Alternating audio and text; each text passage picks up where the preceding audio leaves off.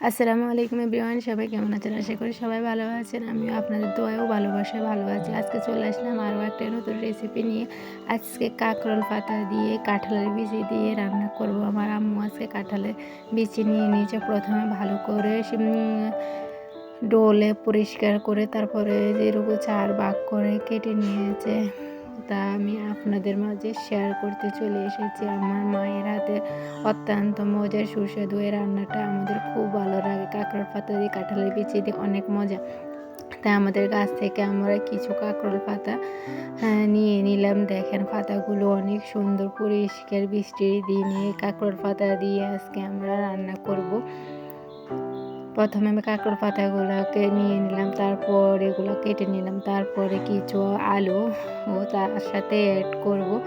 দেখেন আলুগুলো আমরা কেটে নিলাম, তারপরে মাছ নিয়ে নিলাম। তেলাপিয়া মাছ দিয়ে কাঁকরোল পাতা দিয়ে অনেক মজা হয়, তাই আমরা নিয়ে নিলাম।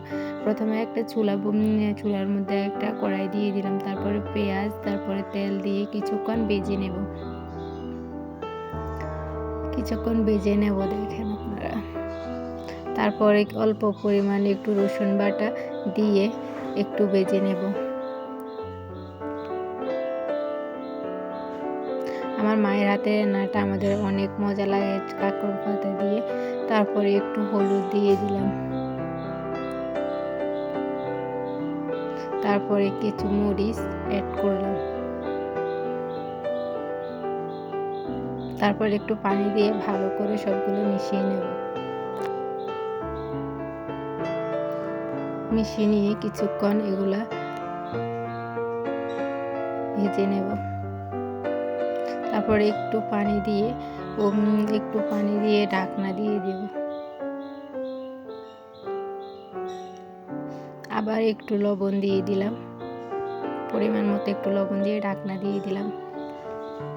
তারপরে আমরা মাছগুলো অ্যাড করব ওর মধ্যে। দেখেন মাছগুলো দিয়ে দিলাম।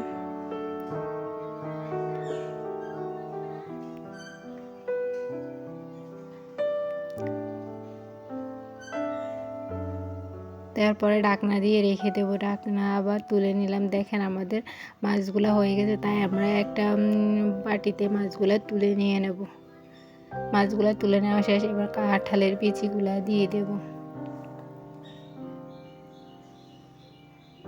দেখেন কাঁঠালের বিচিগুলো দিয়ে দিলাম। তারপরে আলুগুলা কেটে নিয়েছি, ওই আলুগুলা এখানে দিয়ে দেব। দেওয়া শেষ হয়ে গেলে এখন ভালো করে ওগুলা লাড়িয়ে দেবো। দেখেন আমাদের দেওয়া হয়ে গেছে। এখন আমরা ঢাকনা দিই যাতে এগুলো সিদ্ধ হয়ে যায় আমাদের। আবার এগুলা আমরা দেখেন আমাদের এই কাঁঠালের বীজের আলুগুলা প্রায় সিদ্ধ হয়ে গেছে, তাই এখন আমরা কাঁকরোল পাতাগুলা দিয়ে দেব উপরে।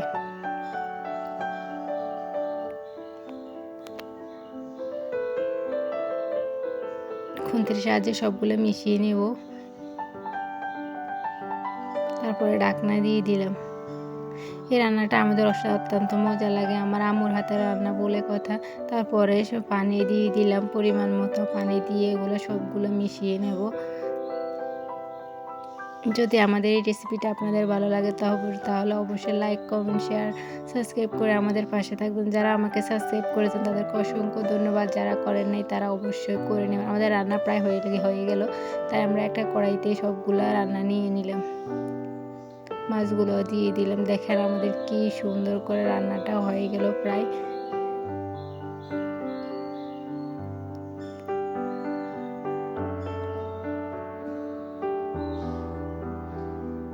যদি আমাদের এই রেসিপিটা আপনাদের ভালো